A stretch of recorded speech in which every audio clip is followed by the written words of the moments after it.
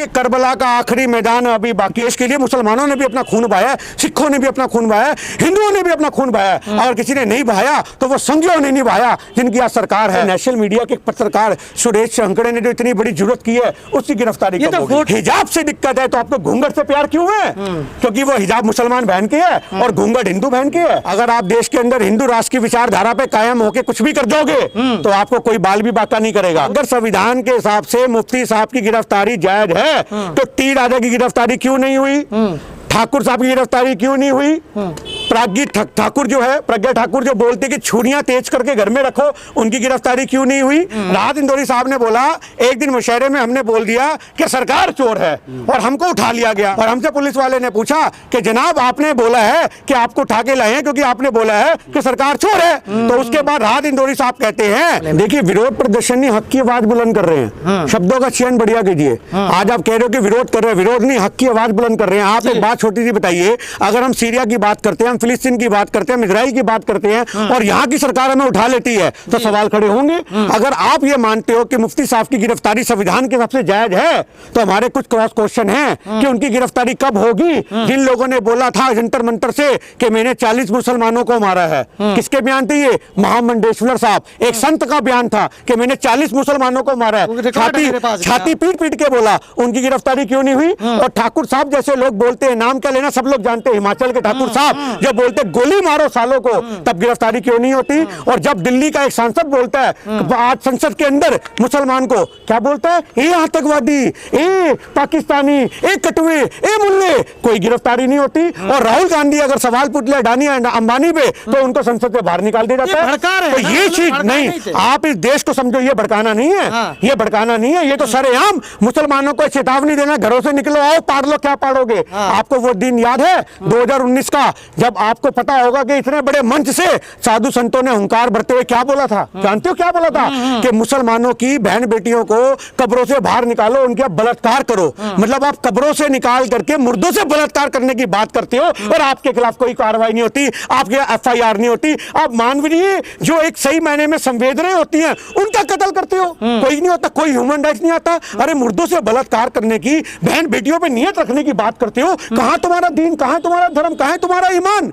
और टी राजा जैसे लोग मस्जिद के बाहर खड़े होकर बोलते तेरी माँ की, तेरी बहन की, और वो सस्पेंड करने से क्या होता? गिरफ्तार करते, बंद करते, जेल में लेके जाते, रिमांड पे लेके जाते, जैसे मुफ्ती साहब को रिमांड पे लेके गए। तो इनको क्यों लिया, आपको क्या लगा? हाँ, तो यही वाली बात आपने सवाल करा, इसलिए लिया क्योंकि मुफ्ती साहब के सर के ऊपर एक मुसलमान टोपी है, उनकी दाढ़ी है और उनकी मूछ नहीं है। वो आज इस्लाम की बात करते हैं, आज वो अपने धर्म की बात करते हैं, तो ये कहीं ना कहीं किसी को गवारा नहीं होगा। आज हमारे देश के अंदर जो माहौल बन चुका है वो एक तरफा बन चुका है कि जो मैंने आपको 5 एग्जांपल दिए, अगर आज की डेट में संविधान के हिसाब से, मैं संविधान के खिलाफ नहीं जाऊंगा, अगर संविधान के हिसाब से मुफ्ती साहब की गिरफ्तारी जायज है तो टी राजा की गिरफ्तारी क्यों नहीं हुई?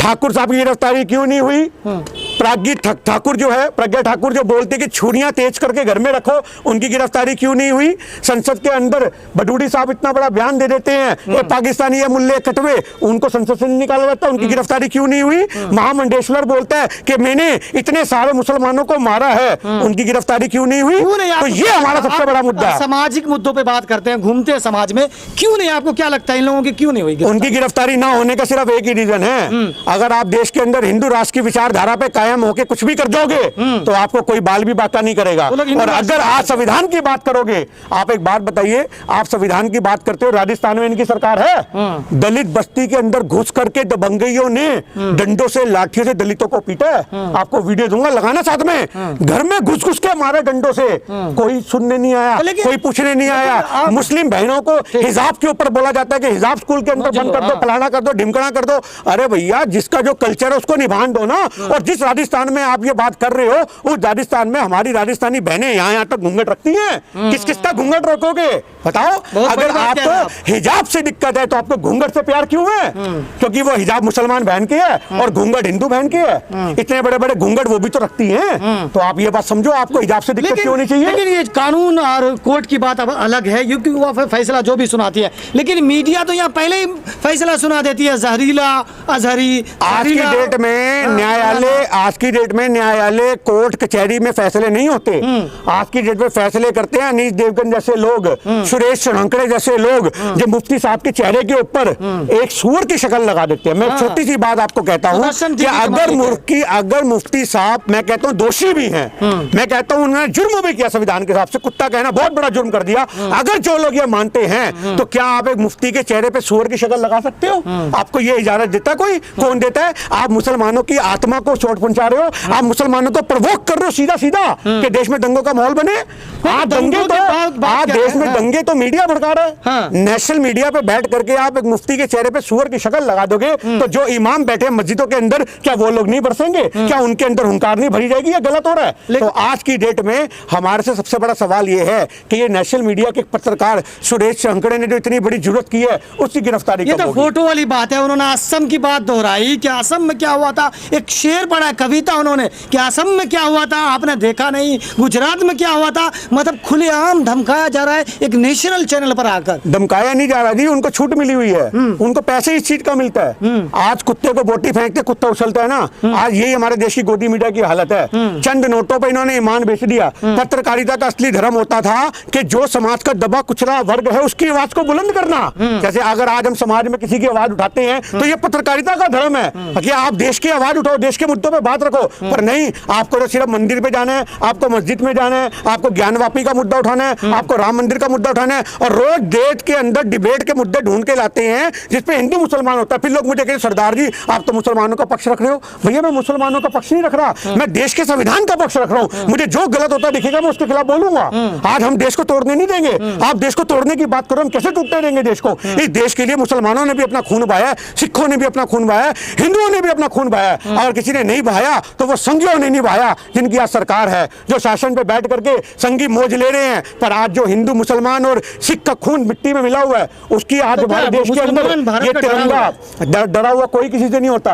और भारत का मुसलमान हो या कहीं का भी मुसलमान हो, मुसलमानों से हम जितने भी वाकिफ होते हैं उनका एक ही कहना होता है कि अगर हम डरते हैं तो अल्लाह से डरते हैं, उसके सिवा तो हमारी गर्दन उड़ा दो हम तब भी नहीं डरते। तो आज की डेट में ये डर वर की बात नहीं है, बात हो रही है मुद्दे की, संविधान की।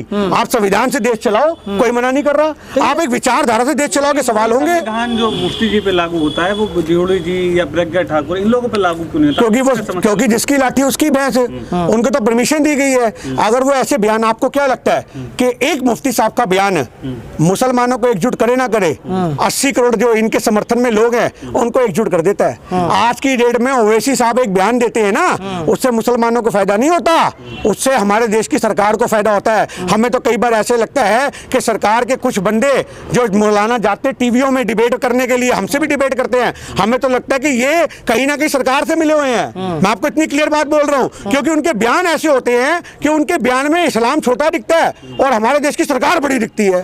अरे ये कोई बात हो गई? लेकिन जैसे आपने कहा जिसकी लाठी उसकी भैंस, इसी को दूसरे शब्द में तानाशाही कहा जाता है। तो बिल्कुल तानाशाही। अरे तानाशाही तो आपको दिख ही रही है। 700 किसान शहीद हो गए, तब सरकार ने अपने फरमान वापस नहीं लिए। आज लोग कहते हैं तुगलकी फरमान जो होते हैं, इतना फेमस है तुगलकी फरमान, तो आज तुगलकी फरमान तो इस सरकार के हैं। आज इस सरकार से आप क्या उम्मीद करते हो? आप दोबारा 13 फरवरी को हम बैठने जा रहे हैं, आप दोबारा किसान संगठन आ रहे हैं निकल करके 13 फरवरी को, तो ये कहते हैं 16 तारीख से भैया आचार संहिता लग जाएगी, देश में निकलने नहीं देंगे, हम वो माहौल नहीं बनाने देंगे। आज ईवीएम जब तक देश में जिंदा है, ये सरकार जिंदा है। तोते की जान, तोते की, मेरी बात सुनो, राजा की जान तोते में थी ना, तोते का गला दबाया राजा मर गया। आप ईवीएम का गला घोट दो, ये सरकार अपने आप खत्म हो जाएगी। मुफ्ती साहब हम बात करेंगे, क्या रिहाई के लिए आप लोग आवाज उठाएंगे उनके हक की आवाज के लिए, या जो उन पे जो कार्रवाई हुई, क्या जो अदर लोग हैं, जो दूसरे लोग हैं, साधु संत हैं, कुछ साधु संत जिस तरह के बयान देते हैं, क्या उनको भी गिरफ्तार किया जाना चाहिए या रिहाई होने की तो दोनों क्यों नहीं चाहिए? आपने बोला आवाज उठाओगे, तो आपके तो इश्क की बातें तो मैं कर नहीं रहा भाई जी, है नहीं बात? तो ये आवाज उठाना ही होता है। यहाँ हम प्यार मोहब्बत की बात तो कर नहीं रहे। हम आपसे, मैं क्या कहना चाह रहा हूँ,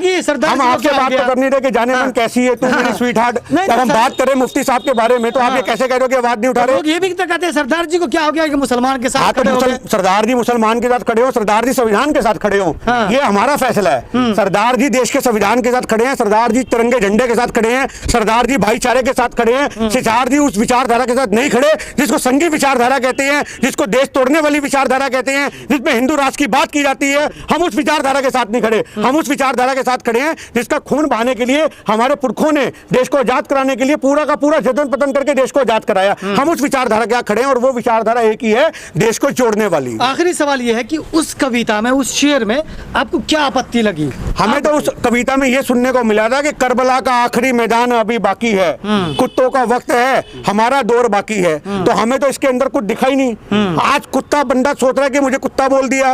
आज आप अपना क्या जोड़ लोगे यार? जिस बंदे ने बयान देते हुए ये बोला कि सीरिया में ये हो रहा है, इजराइल में ये हो रहा है, फिलिस्तीन में ये हो रहा है, तो नेचुरल सी बात है कि एक आदमी जिन मुद्दों की बात कर रहा है तो उस बयान को वहीं से तो जोड़ोगे।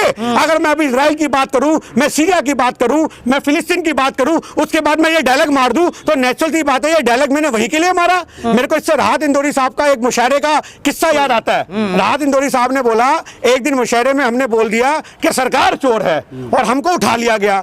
उस समय कांग्रेस की सरकार थी, हमको उठा लिया गया और हमसे पुलिस वाले ने पूछा कि जनाब आपने बोला है कि आपको उठा के लाए हैं क्योंकि आपने बोला है कि सरकार चोर है। तो उसके बाद राहत इंदौरी साहब कहते हैं आप ये कैसे साबित करोगे कि हिंदुस्तान की सरकार चोर है, ब्रिटानिया की सरकार चोर है, अफगानिस्तान की सरकार चोर है, अमेरिका की सरकार चोर है, कहां की सरकार चोर है? तो पुलिस वाला मुस्कुरा के बोलता है क्या हमें नहीं पता कहां की सरकार चोर है, पर आप ये समझो कि राहत इंदौरी साहब के ऊपर मुकदमा नहीं बना था क्योंकि उन्होंने अपना क्लियरेंस दे दिया कि आप ये साबित नहीं कर सकते हमने बोला सरकार चोर है। आप एक शायर को पकड़ नहीं सकते जनाब। शायर के साथ शब्दों का खेल, शायर जेब में लेके घूमता है और मुफ्ती साहब एक शायर आदमी है, उन्होंने शायरी के अंदाज में जो बात बोली है ना, अगर उन्होंने पहली बात तो भारत के लिए बोली नहीं, पर अगर उन्होंने यहाँ के लिए बोली भी होती, एक बार को जुर्म ही किया होता, तब भी वो अपनी बात को गलत साबित कर देते कि मैंने तो यहाँ के लिए बोला नहीं, आप तो भी कुछ नहीं कर सकते थे।